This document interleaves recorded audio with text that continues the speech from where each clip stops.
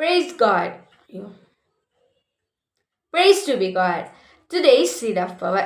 சங்கீதம் 25:9. சாந்த குணமுள்ளவர்களை நியாயத்திலே நடத்தி சாந்த குணமுள்ளவர்களுக்கு தமது வழியை போதிக்கிறார். இரக்கம் உள்ளவரே, மனதுருக்கம் உடையவரே,